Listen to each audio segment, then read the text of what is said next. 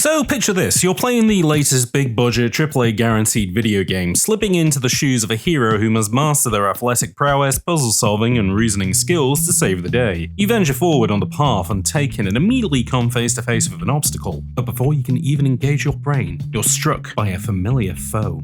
Social media discourse on the scourge of yellow paint. If you've never waded into this conversation before, yellow paint is the catch-all term for diegetic markers used in games to highlight interactable objects or points of interest. For example, yellow paint along ledges that can be climbed or the faces of destructible objects. They're designed to intermingle with the environment, instead of being non-diegetic like UI elements are. However, they remain attention-grabbing and importantly condition players to notice that anything in this color could be important. It's why exploding barrels in every game since Half-Life come in a vibrant shade of red, because it's the expectation through years of similar conditioning. Through repetition, it's ratified into a symbol, similar to how a triangle in a video window stands for play. Although not an accurate representation of consumer opinion, there has been a noticeable pushback against yellow paint from gamers on the website formerly known as Twitter. The outcry began with 2023's Resident Evil 4 remake, and emerged against this month after demonstrations of Final Fantasy VII Rebirth. Two remakes serve older titles that previously had different means of highlighting interactables. However, yellow paint has been the bane of gamers for much longer than the past 2 years, with early PS3 titles like Uncharted lambasted for using yellow paint to highlight climbable ledges.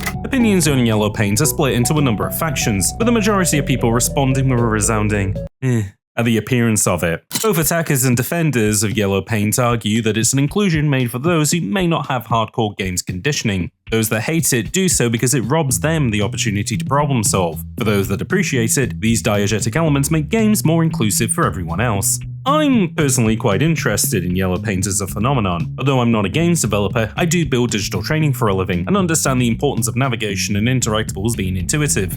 You can't always rely on a learner knowing that a hamburger is a menu icon, but you also don't want to overwhelm them with instructions that take away from the training. Yellow paint then is a solution to a problem all developers have to overcome, and that's clear communication. But when these inclusions can't be guaranteed for all titles, games in general suffer. In my mind, however, yellow paint is a band-aid solution to a larger problem to be considered. Measures like yellow paint became more prevalent in the shift in mentality around photorealism in games. It became gauche to include pointing arrows and pillars of light and experiences recreating our reality, and so more subtle pointing was employed. But as highlighted in a great Twitter thread by programmer @FreyaHolmer, photoreal art directions often come at the cost of visual contrast or how we separate interactable objects from background noise. To illustrate this effect, let's compare footage between Resident Evil 4's 2023 and 2005 versions. Now, let's highlight the differences in high-frequency noise. As you can see, there's less distinction between important objects, the player character, and even the surroundings in this newer release. Even just looking at the light values shows a difficulty in parsing interactables. Bright yellow paint, however, does help it stand out.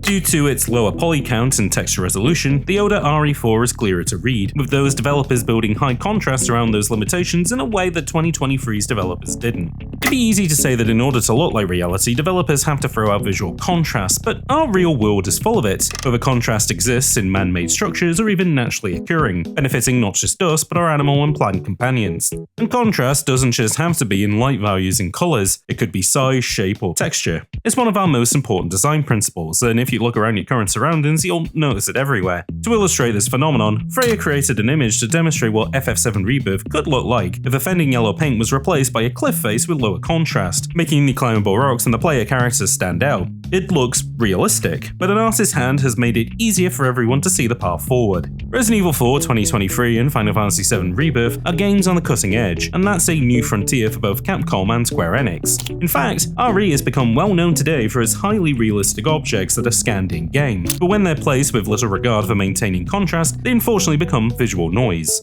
Perhaps not a bad thing for a survival horror where you're not meant to initially figure a way forward, but RE4's shift to action made this all the more important. Capcom may hear the pushback against yellow paints, and in their next outing employ more subtle means of player conditioning. To go back to the example of Uncharted, Naughty Dog's later game The Last of Us Part 2 figured out ways of communicating to players without resorting to yellow paint, deploying contrasting light sources, boldly coloured objects against grey value backgrounds, and even the use of sound to drive attention. While yellow paint cynics might worry that the increase of inclusive design is going to lead to further condescending measures, as time has shown, it's more likely to drive further innovation that gamers of all abilities parties will appreciate. Some developers already make these elements toggleable, while others go the extra mile of letting you dial in how much you see these markers. Yellow paint then is a current solution for current problems, and eventually will go the way of pointing arrows and shafts of light in grand AAA releases. Let me know your thoughts. I've been James, and I'll see you all in the next upload.